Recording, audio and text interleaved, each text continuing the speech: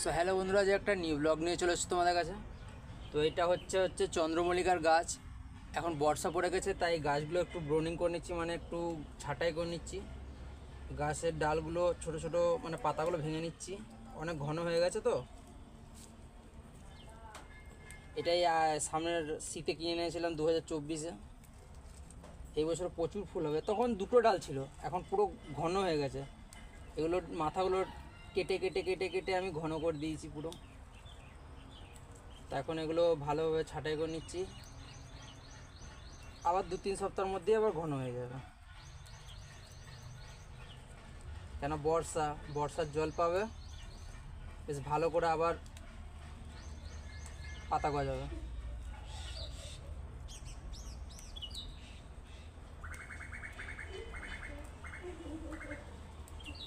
প্রচুর প্রচুর হয়ে আছে, প্রচুর পাতা আছে।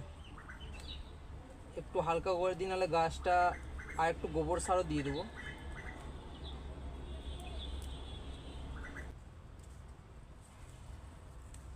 চলে এবার গোবর সারটা ওই দিক থেকে এনে নিচ্ছি।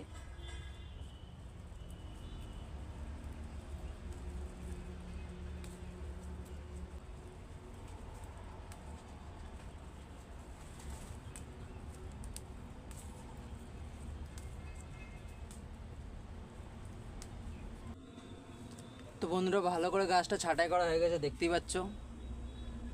এই যে পাতাগুলো আছে, পাতাগুলোর গোড়াতেই দিয়ে দেবো। উপর থেকে গোবর সার দেবে, এই যে গোবর সার রেখেছি এখানে। চলো পাতাগুলো এর মধ্যেই দিয়ে দিচ্ছি। এগুলো পচে আবার সার হয়ে যাবে।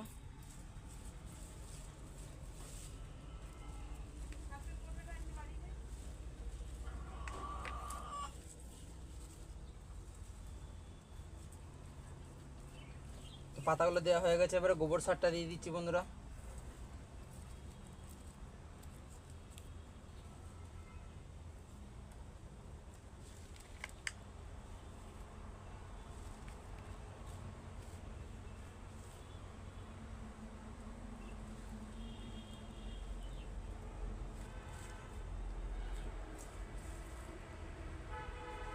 গোবর সারও দেওয়া হয়ে গেছে।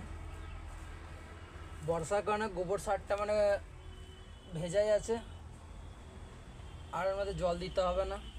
আস্তে আস্তে এটা আবার 1-2 সপ্তাহের মধ্যে আবার অনেক পাতা বেরিয়ে যাবে। তো বন্ধুরা, যদি ভিডিওটা ভালো লাগে তো যেতে যেতে রাধে রাধে বলতে বলো না কিন্তু।